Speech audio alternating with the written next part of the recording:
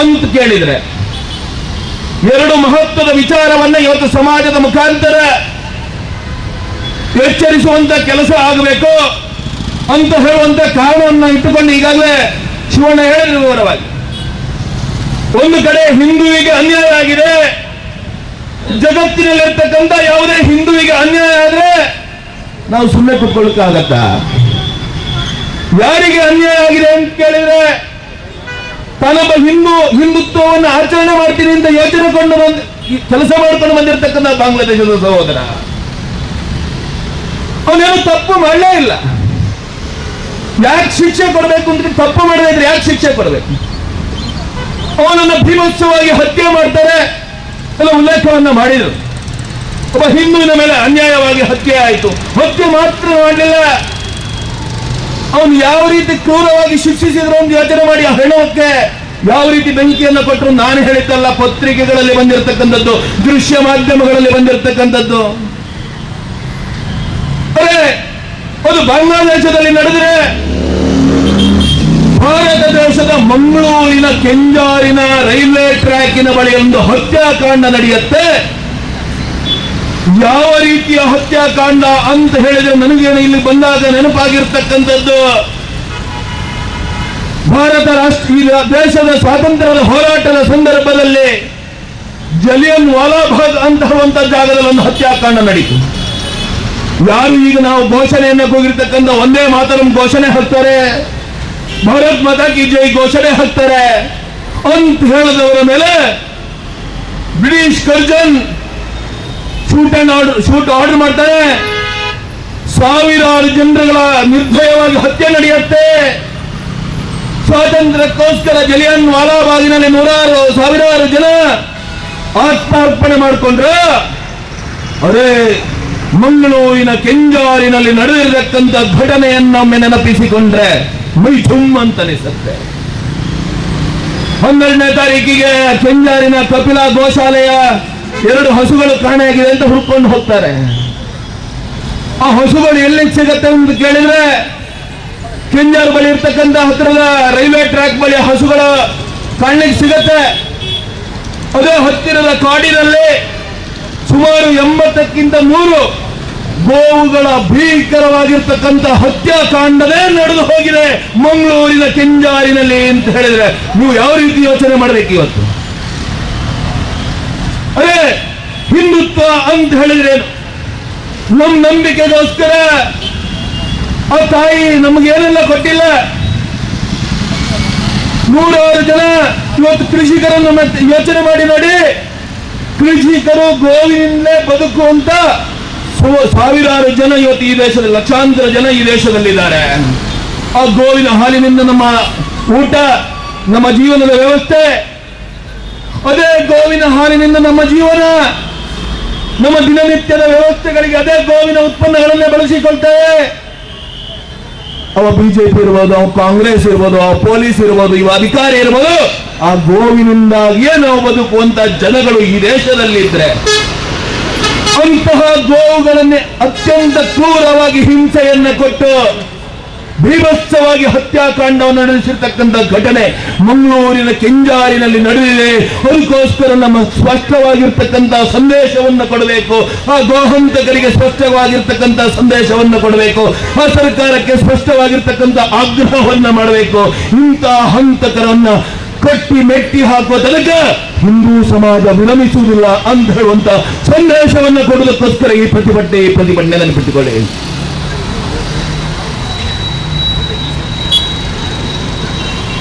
ಗೋವಿನ ಹತ್ಯೆ ಮಾಡ್ತಾರೆ. ಈ ರಾಜ್ಯದ ಒಂದು ಕಾನೂನು ಇದೆ, ಗೋ ಹತ್ಯೆ ನಿಷೇಧ ಕಾನೂನು ಈ ರಾಜ್ಯದಲ್ಲಿ ಪರಿವರ್ತನೆಯಾಗಿ ಮಂಡನೆಯಾಗಿ ಈ ರಾಜ್ಯದಲ್ಲಿ ಜಾರಿಗೆ ತಂದ ನಂತರ ಆ ಗೋ ಹತ್ಯೆ ಮಾಡ್ತಾನೆ, ಅಕ್ರಮವಾಗಿ ಕಳ್ಳ ಸಾಗಣೆ ಮಾಡ್ತಾನೆ, ಆ ವಾಹನವನ್ನ ಮುಟ್ಟುಗೋಲು ಹಾಕಬಹುದು. ಇದು ಸರ್ಕಾರಿ ಕಾನೂನು. ನಮ್ಮ ರಾಜ್ಯ ಸರ್ಕಾರ ಇವತ್ತು ಯೋಚನೆ ಮಾಡಿದೆ. ಮಂಗಳೂರಿಗೆ ಮುಖ್ಯಮಂತ್ರಿಗಳು ಬಂದಾಗ ಯಾರೋ ಹೇಳಿದ್ರು ಕಿವಿಯಲ್ಲಿ, ನಮ್ಗೆ ತೊಂದರೆ ಆಗ್ತಾ ಇದೆ, ನಮ್ಮೂರಿಗೆ ತೊಂದರೆ ಆಗ್ತಾ ಇದೆ ಅಂತ ಹೇಳಿದ್ರು. ಬೆಂಗಳೂರಿಗೆ ಹೋದಾಗ ಅನಿಸ್ತೀವಿ ಇವರಿಗೆ, ಯಾವುದೋ ಒಂದು ವರ್ಗವನ್ನ ತುಷ್ಟೀಕರಣಗೊಳಿಸುವ, ಓಲೈಕೆಗೊಳಿಸುವ ಕಾರಣಕ್ಕೋಸ್ಕರ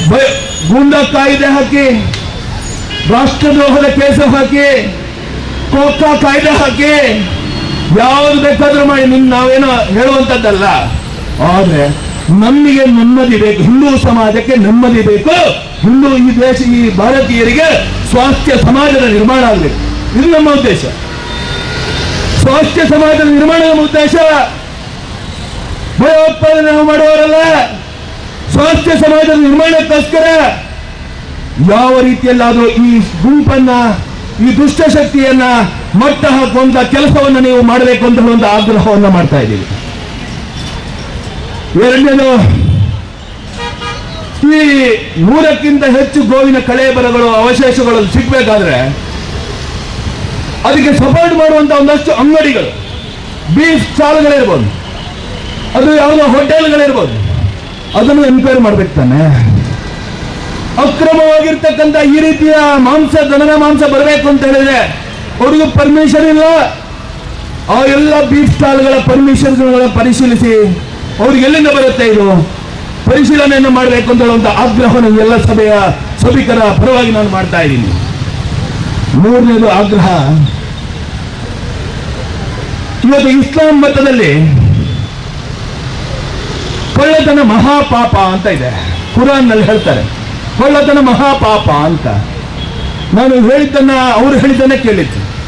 ಆ ಕಳ್ಳತನ ಮಹಾಪಾಪ ಅಂತ ಹೇಳಿದ್ರೆ ಈ ಎಲ್ಲ ಗೋವುಗಳನ್ನು ಮನೆ ಹೇಳ್ತಾ ಇದ್ದಾರೆ. ಭುಜಂಗನ ನವೀನ ಹೇಳಿದ್ರು, ಕೆಂಜಾರಿನ ಬಳಿ ಅನೇಕ ಮನೆಯ ವ್ಯಕ್ತಿಗಳ ಗೋವುಗಳು ಇವತ್ತು ಕಾಣೆಯಾಗಿದೆ, ಕಳ್ಳತನ ಮಾಡಿದ್ದಾರೆ. ಕೆಂಜಾರು ಗೋಶಾಲೆಯ, ಕಪಿಲಾ ಗೋಶಾಲೆಯ ಅನೇಕ ದನಗಳು ಇವತ್ತು ಕಾಣೆಯಾಗಿದೆ ಅಂತ ಹೇಳಿದ್ರೆ ಕಾರಣ ಕಳ್ಳತನ. ನಾನಿವತ್ತು ಆಗ್ರಹ ಮಾಡ್ತಾ ಇದ್ದೀನಿ, ನೀವು ಭಾರತೀಯರೇ, ಈ ದೇಶದ ಮಣ್ಣಿನಲ್ಲೇ ಜೀವನ ಮಾಡುವಂತವರು, ಅದಕ್ಕೋಸ್ಕರ ನೀವು ಇವತ್ತು ನಿಶ್ಚಯ ಮಾಡಿ, ಯಾರು ಹಿಂದೂಗಳ ಭಾವನೆಗಳಿಗೆ ಧಕ್ಕೆ ತರುವಂತ ಗೋವನ್ನ ಅಕ್ರಮವಾಗಿ ಕಳ್ಳತನ ಮಾಡಿ ಗೋ ಹತ್ಯೆ ಮಾಡ್ತಾರೋ ಅವರ ವಿರುದ್ಧ ಫತ್ವಾ ಹೊರಡಿಸ್ತೇವೆ ಅಂತ ಒಂದು ನಿಶ್ಚಯವನ್ನು ಮಾಡಿ ನಾವು ನಿಮಗೆ ಶಾಬಾಸ್ ಹೇಳ್ತೀವಿ, ನಾವು ನಿಮ್ಗೆ ಶಾಬಾಸ್ ಹೇಳ್ತೀವಿ. ಯೋಚನೆ ಮಾಡಬೇಕಲ್ಲ.